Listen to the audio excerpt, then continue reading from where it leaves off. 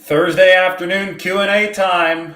This is the fun part. This is where we really get to interact. And I put out the 49ers mailbag today on The Athletic. It's on your screen right now. If you're in that live chat section, then you can go ahead and click on the link because you will see the key to The Athletic, which you can get for $1 a month right now. So if you're walking in, you like the video, you subscribe to the channel, you sub to The Athletic, you know the drill. Do all three of those things. And I hope, since I scheduled this video a few hours ago, you've had a chance to prepare some of your questions, because this is going to be a Q&A show where I'll try to get to as many of your good questions as possible. Nothing really new on the NFL news cycle today, but college football. USC and UCLA are considering leaving the Pac-12 to head to the Big Ten. That came out of left field. Boy, that would be a major shakeup. And you talk about the NFL and college football, the way that things are going with college ball, if you're going to start to have these crazy conference realignments that have nothing to do with geography, I think ultimately you're heading toward a future where college is going to be structured like the NFL. It will be like a lower level professional league, right? You already have the whole NIL thing going on, but I mean, if USC and UCLA are in the Big Ten, that's going to sap so much energy from the Pac-12. John Wilner just tweeted that the Big Ten might not be done. They might be trying to poach more teams, maybe from the Pac-12. I think ultimately you're going to have to just realign under one umbrella and have a standardized kind of playoff system for NCAA football, which is going to be really interesting for those of us who like watching football on Saturdays as well as Sundays. But anyway, it's the 49ers Q&A, so go ahead, ask your questions. Like the video, subscribe to the channel. We're well over 15K now. It'd be nice to get to 16K before the season really gets rolling. And of course, subscribe to The Athletic for $1 a month. That is the 49ers mailbag on the screen. I answered a lot of questions in writing with some charts in depth over there yesterday. That came out today. So you can go ahead and click on that link. I'll pin it up in the comment section as well. Get aboard the best deal in sports online for $1 a month. But the focus here is going to be the Q&A. So why don't we get the questions rolling in that chat section? And we're going to start with Mike. What's up, Mike? He's down in Visalia. Just got back from Mexico City. Now, I saw a nice picture of his vacation down there. Mike, is this training camp make or break for Sermon? I wouldn't say the training camp is make or break for Sermon, but he's got to have a productive year. The thing is, running back might be the hardest position to evaluate in training camp because the 49ers do not tackle to the ground. And so much of a running back's success is his ability to break tackles. So if tackling isn't allowed during these practices, you can't evaluate one of the biggest keys to that running back success. So the preseason games might shed some light into what the 49ers have at running back as far as the ability to pick up yardage after contact. But I think that the season itself is what's going to be the really big deal. And we talk so much about Trey Sermon and the fact that he might be a little bit more of an inside zone slasher, given the body type, given, the type of speed that he has. It's not conventional speed. He's got a little bit more of a burst than straightaway, long way speed. So he actually gets slower relative to the mean the further away from the point of explosion that he goes. But that 10-yard burst was really good. If you watch the tape from Ohio State, I think that you look at Trey Sermon and you say, this might be a guy that the 49ers drafted a year early, right? A year ahead of when Lance was scheduled to take over, because he might pair better with the read option and that type of offense that the 49ers will run a lot of with Trey Lance under center. So the book is still far from closed on Trey Sermon. In fact, I think that the biggest year of evaluation is coming up. I don't think we could read all too much into the rookie season. And I don't think that we're going to be able to glean all too much from training camp either, just because there isn't any tackling to the ground. But it is indeed a big campaign, a big actual season for Trey Sermon coming up here in 2022. The NFLPA is pushing for Dashon Watson to not get suspended. If that happens, does that take a Jimmy G trade off the table? Well, of course the NFLPA is pushing for Dashon Watson to not get suspended. That's the NFLPA's job. The PA is the Players Association. That is the Players Union. The Players Union must represent players. So whenever it comes to grievances like this, hearings like this, the NFL is going to be pushing for one thing, and the NFLPA is going to be pushing for the side of the players. So in this case, it is for Watson to not be suspended. It seems very, very likely that Watson will be suspended for at least some period of time. Reportedly, the NFL is pushing for an indefinite suspension or something of at least a year. The NFLPA is on the other end of the spectrum. If this adjudicator recommends something in the middle, it still will be a significant suspension for Dashon Watson. But yes, if Dashon Watson is not suspended at all, then that would take any potential of Jimmy Garoppolo going to Cleveland, in my opinion, off of the table. But we can't take that off of the table right now because it seems likelier than not that Dashon Watson will indeed be suspended. Carlos Acosta, offensive line, offensive line, offensive line. Why no more news on the offensive line? Well, what news do you want on the offensive line? The 49ers spent this offseason, especially the draft and the post-draft process, adding offensive linemen, from Spencer Burford out of UTSA to Nick Zakelj out of Fordham to Donovan West, Jason Poe, undrafted free agents. So they got some new names in the building, and now we're in the dead period of the offseason. We have to see how these guys are going to develop. So I think the 49ers did make investments in the offensive line this offseason. Mike McGlinchey is on track to return from his torn quad at training camp. Beyond that, we just don't know. It's kind of like the thing with Trey Lance. I mean, we could have headlines about him all day, but we honestly won't know until this season gets underway. But I do agree that the offensive line is a huge point of concern for the 49ers, maybe the biggest one, because Trey Lance isn't going anywhere if that offensive line isn't at least partially competent here in pass protection during his first season, presumably his first season under center as the 49ers starting quarterback. Mike says, post your 49ers questions.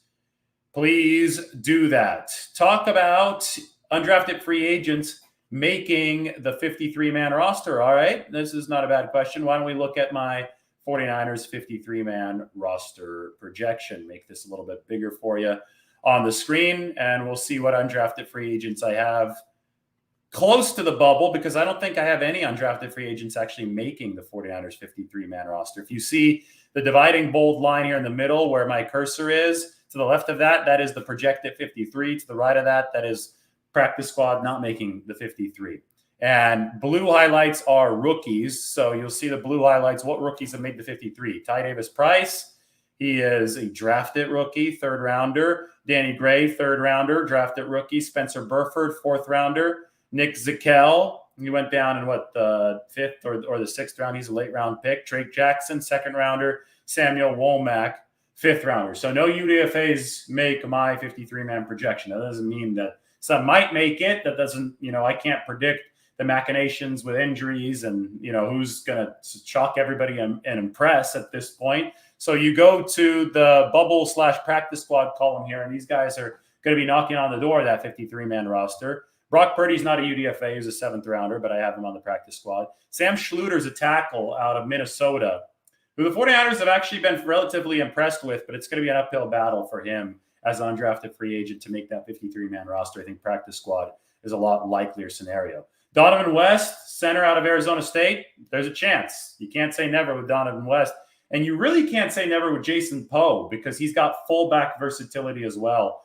And the 49ers, there could be some bargaining between position coaches when it comes time for cut down day in about 2 months. There could be somebody, and, it could be Anthony Lynn in the running backs room that says, hey, I want this bowling ball back there for some specialty plays. Can we have him? Is there, flexibility on this roster? Does the offensive line room need another center or guard developmentally? Can he fit there and also give us snaps in the backfield or even in the tight end room? You have somebody like Brian Fleury, the 49ers new tight ends coach, who might have some use for Jason Poe and special situational packages. So I keep an eye out for him, because versatility can allow him to find an intricate way to make the roster. Kevin Atkins, defensive tackle out of Fresno State. That's going to be an uphill battle because the 49ers are so loaded along the D-line. The two linebackers are really interesting, definite practice squad candidates in Jeremiah Gemmel and Seguno Luby, who runs a 4.4 40, but is an extremely raw player. So something crazy would have to happen injury-wise ahead of those two linebackers for them to have a shot at the 53. But developmentally, the 49ers would certainly love to stash them. And then, Tariq Castro-Fields, this is a 6th-round draft pick. Right now, I have him on the outside looking in, but he could very easily make the 53-man roster. You then move to undrafted free agent defensive backs in Quantrez Knight, Leon O'Neal, and Taylor Hawkins. And there is a legit shot that one of those three guys makes this team as a safety, whether it be, and Contrast Knight could be kind of a do-everything Swiss Army knife on the back end. Leon McNeil, more of a pure safety. Taylor Hawkins played corner at San Diego State. It's probably going to be play safety in the league. So we'll see if one of those three guys makes the team. But it's going to be tough to make the 49ers roster as an undrafted free agent because it is a deep roster. And that's the main thing to keep in mind. This deep roster for the 49ers means that it shouldn't be easy. It's not 2017 when Kendrick Bourne was able to carve out a spot. I don't want to say with ease, but we projected that Kendrick Bourne would carve out a spot. And he wasn't nearly as good then as he was when he left the 49ers as a skinny UDFA out of Eastern Washington. So the depth at the margins has made it tough for some of these guys. Practice squad is something that's probably more realistic to watch with a lot of these players. All right, let's get some more questions right here. We have Menace to the Man. Let me drink a little bit of water before I read this one. Will Lance start over Jimmy? Oh my God, these are a lot of questions. Will Lance start over Jimmy? Will Jimmy get traded? What about Deebo? Zero arm fitness. Will Kyle wear black hats or the same red one over and over? I just want the season to start already. All right, so Menace to the Man is just being sarcastic, and I could definitely sympathize or empathize with what he's saying. Yeah, people are just talking about this stuff in circles, and there's no reason to try to answer stuff that we don't know. Again, we're all ready for the season to be here. And guess what? We're less than a month away from the start of training camp. July 29th, players report for the 49ers. It is now June 30th. So the Blazers coming out more and more often. Somebody posted earlier, Lombardi better be wearing the blue blazer. Well, the blue blazer's on because we're taking this seriously now, trying to dress up a little bit to the occasion. I also got a cream blazer. And the cream blazer made it out to a horse race a little bit earlier this year, where I am very proud to say that a magazine in Nashville named me the most stylish male at the steeplechase horse race. And I have the magazine to prove it. And it was a cream blazer. My fiance, Margot, is insanely jealous because she didn't get voted most stylish female at this thing. So, but she helped with some of the accessories on this. So it worked out. So the cream blazer is going to have to come out during one of these YouTube lives, but not today. We're going to go with the blue one. Cream would be a little bit much. It's still June 30th, right? We still have to get a little bit closer to actual football. All right, let's see more of your questions. Lombardi in a green blazer. Damn. Yeah, I think it was Quinn Price, who's a regular viewer, so shout out to him. Green blazer you can only wear if you win the Masters, right? I have to be in Augusta over in Georgia. I would have to be a better golfer than just the guy that goes to the driving range, which is currently all I have time for right now. So no green blazer for me until I really, really have time to hone in on the golf game. And, I won't have time to do that while I'm covering the 49ers for you, because this is definitely a full-time job and then some.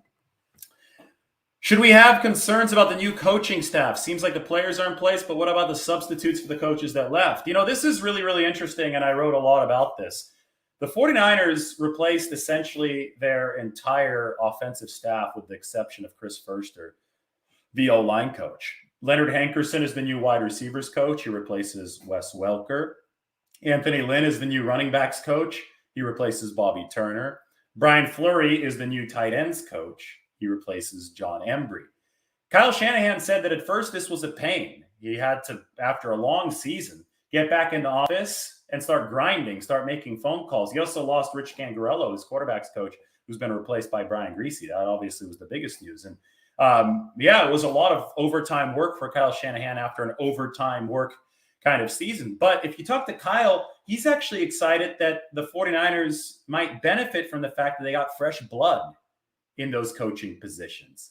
And I wrote a lot about this offseason. I made some videos about this, but I'll give you an example. Brian Fleury, the team tight ends coach, has never coached tight ends before, but he's coached essentially every other position group. He's coached defense, he's coached offense, and the 49ers believe because of his background coaching linebackers, actually, and also coaching some DBs, that he might be able to implement a new level of precision in the route running of the 49ers tight ends. And George Kittle himself is glowing about Brian Fleury's attention to detail. So while the former coach John Embry was great for getting Kittle to not run out of bounds, to accentuate yards after the catch, that rah-rah mentality, he'd find George $10 every single time you ran out of bounds. Well, Embry was great at that. Fleury kind of brings the mad scientist approach. He's coached every position. He knows exactly where coverage, linebackers, and safeties and defensive backs will be. So he's really working on the precision of the route running for the tight ends. And maybe the 49ers will be able to take an extra step forward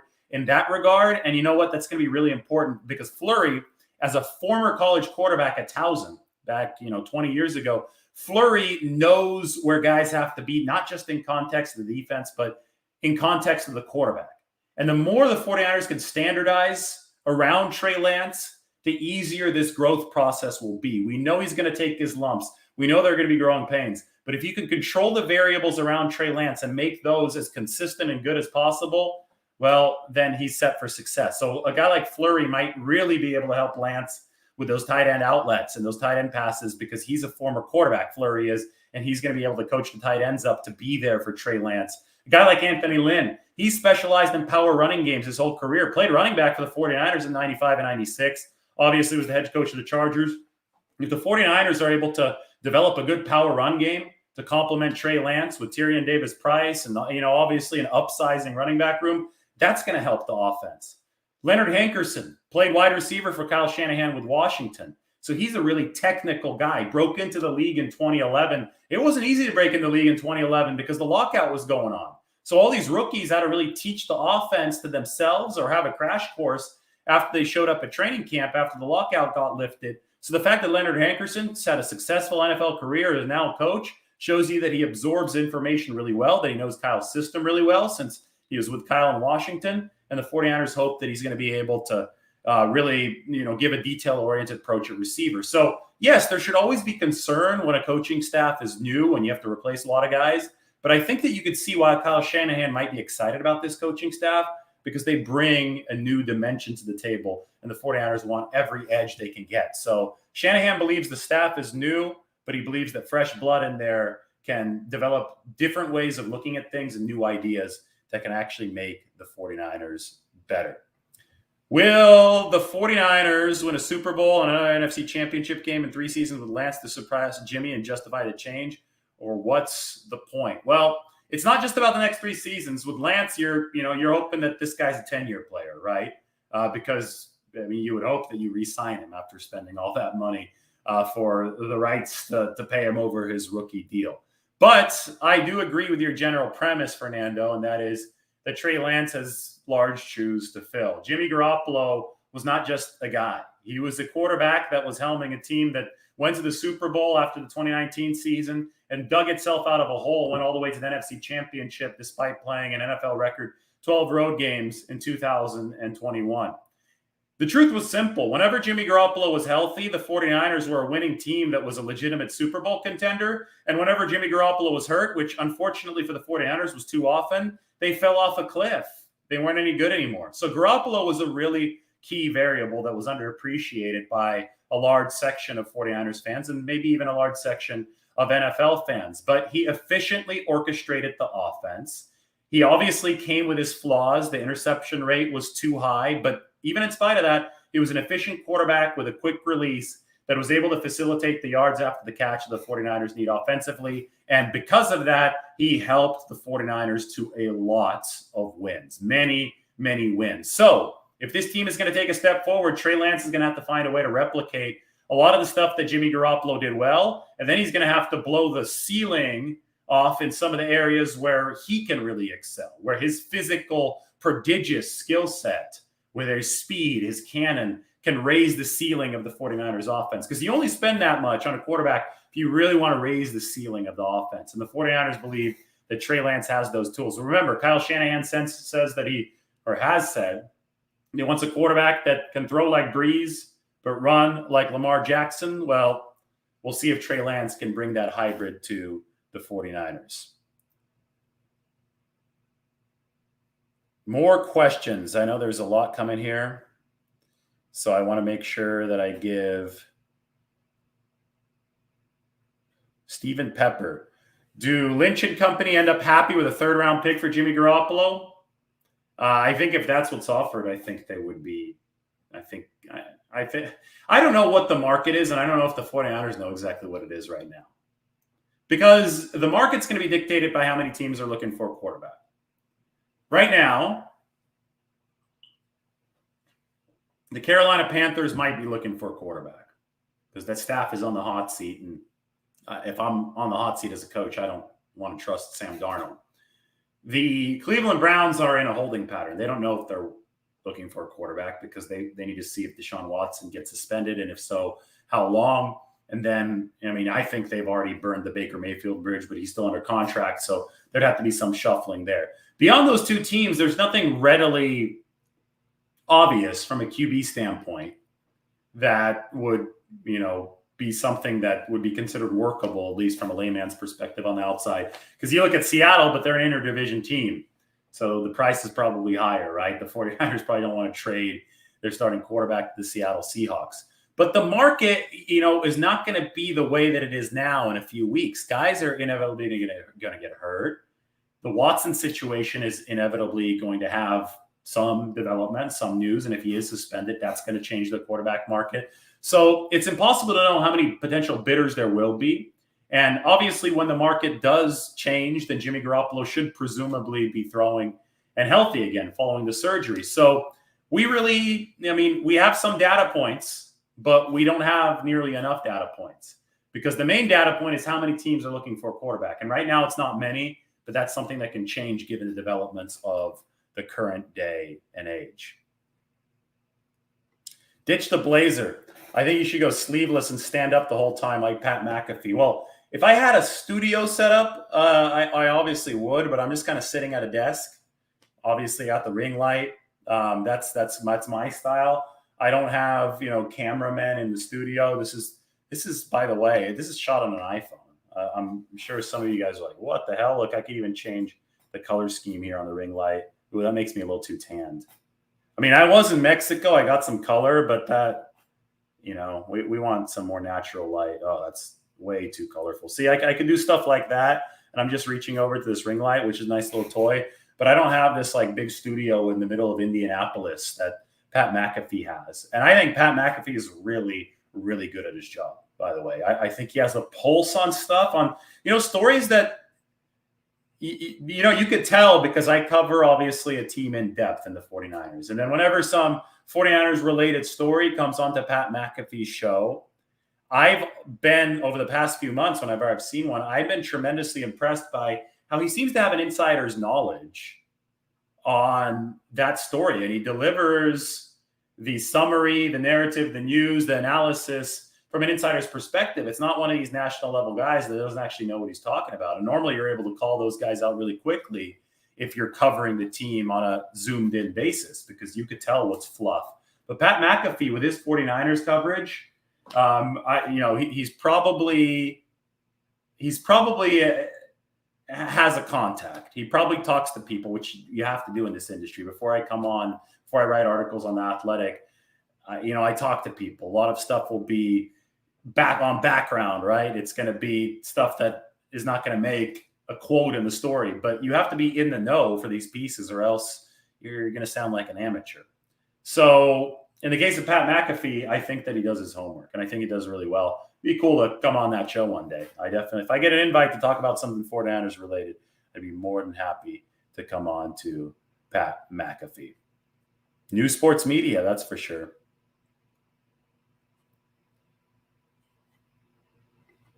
Carolina will not eat Jimmy's salary and leave Seattle with cap room, but everyone will want a discount once the season starts. Yes, but people will get a discount once the season starts if Garoppolo's still with the 49ers, because every single week will lower his salary cap hit for the potential new team up until the trade deadline, right, which is right about halfway through the season. Carolina's got a lot of cap room, though. Carolina and Cleveland actually have enough cap room to potentially fit Garoppolo's contract as is. But with any trade, we might see, like the Von Miller trade last year, the team eating at least part of the salary. Last year, Denver ate almost all of Von Miller's salary. The Rams paid the rest. With Garoppolo, obviously, the 49ers would want cap relief unless they get some kind of crazy return draft pick-wise for Jimmy Garoppolo. But I think cap relief would be a big part of the whole trade process, and we'll just have to wait and see what the offers may be to see if that if the market does materialize, because that is obviously a big factor in all of this. Jimmy would take a pay cut for guarantee security. Yeah, so right now, Garoppolo has a $24.2 million base salary for 2022, but none of it's guaranteed. As soon as he passes a physical and is able to throw the football, there's, and that's expected to happen soon, he can be released and the 49ers won't owe him any more money. So, and this is the case for any team that Jimmy is potentially traded to. If he doesn't make the 53-man roster, he's not owed any more money. So he's got to make the 53.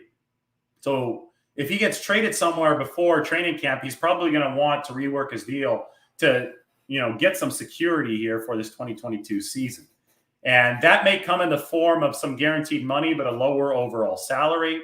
It might come in the form of a longer-term extension. Who knows? If somebody wants to pick up Jimmy Garoppolo, give him 3 years, kind of like the Kirk Cousins deal. The future right now is unwritten. It can't continue forward until Garoppolo is actually throwing again. But there are several different ways that this can work out. But all these ways indicate that Jimmy Garoppolo is probably done with the 49ers just because they're speaking of him in the past tense and Trey Lance in the present.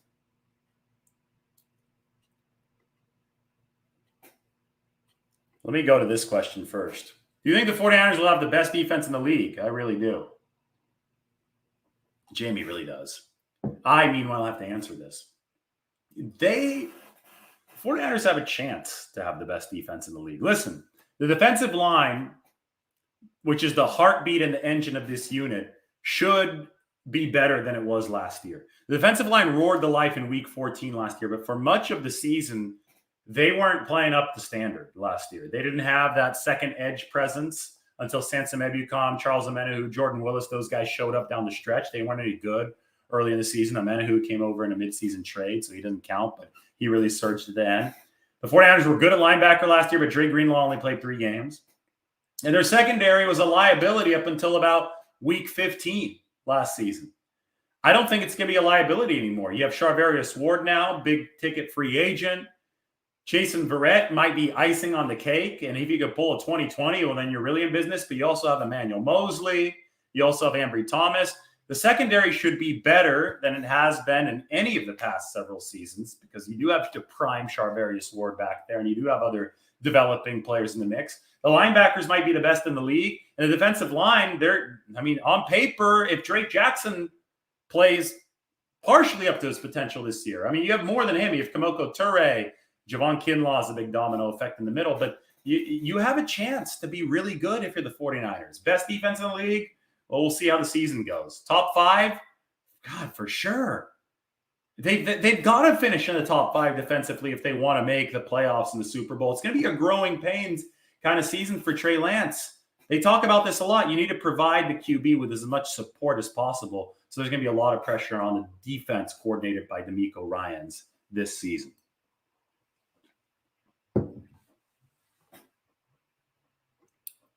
Hufanga is the weakest link on the defense. Well, yeah, probably the worst in coverage. Not guaranteed a starting spot yet. We'll see if George Odom or Tarvarius Moore make their move during training camp.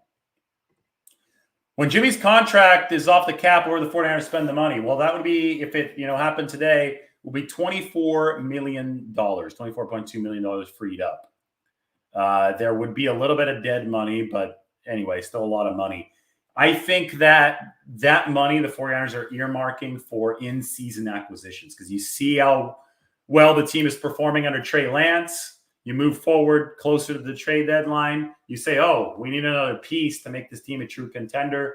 Sometimes those pieces can be expensive and they don't fit under the cap. Well, the 49ers with a nice buffer, which they should have at nearly $30 million if they do re-sign, if they don't re-sign Jimmy Garoppolo. With that nice buffer, if they trade Jimmy Garoppolo, not if they don't re-sign. He's under contract for one more year. But with that buffer, they'll be able to move into a trade situation later in the season before the deadline and potentially pick up a more expensive contract. We saw the Rams do that last year with Von Miller. The Rams couldn't pay it, though, so they had the Broncos pay it, right? So it all depends on the situation. Sometimes you'll be able to get the team that's trading somebody to you to pay that money if they're in a position financially to do so. And sometimes he won't be able to do that. And the 49ers, if they free up some extra money with Jimmy Garoppolo, they won't possibly be able to spend it all on free agency right before the start of the season, but they'll have added flexibility for an in-season acquisition. How does the McLaurin new deal affect Deebo Samuel? I don't think it affects it all that much. I think it just solidifies the APY. It's $23.7 million in new money for McLaurin. AJ Brown, same agent. Torrey Dandy as Deebo Samuel, signed for $25 million annually with the Eagles. I think with Deebo, you're going to have to be somewhere just slightly north of $25 million. Yes, he plays multiple positions, so that's why I have him ahead of Brown and McLaurin. But I think the bigger sticking point is fully guaranteed money. How much fully guaranteed money is going to be on this contract? Because let's be honest, you can fiddle with the APY numbers. You can add some funny money, some garbage money onto it. And it matters to the players, it matters to the agents, but it's more of a vanity play. So McLaurin's deal just kind of entrenched where the vanity play is going to happen, right around that $25 million per year. But as far as guarantees go, I would have to see more of the structure. I haven't seen it yet on McLaurin. And I think that's what, might be the biggest sticking point in Deebo Samuel negotiations. How is Charvarius Ward at practice? I think he's impressive at practice. The guy can move. The guy can really move. And the leader-like vibe, well, you're going to earn that based on what you do on the actual playing field. If you're just coming in, like the video, subscribe to the channel, and subscribe to The Athletic. I'm going to put up the banner right here. It's only $1 a month, but if you go to this page, it is our 49ers mailbag. And in that 49ers mailbag, we have Trey Lance talk, Dre Greenlaw's future discussion, and Nickelback projections. So I don't want to spoil it, but I have a lot in that 49ers mailbag. So sub now for $1 a month. You go check out all the good content that we have to offer on The Athletic, including that big offseason article where I answer so many common 49ers questions. All right, now more questions from everybody here. I accidentally moved my window to my monitor, so give me 1 second to scoot this sucker back over. There we are.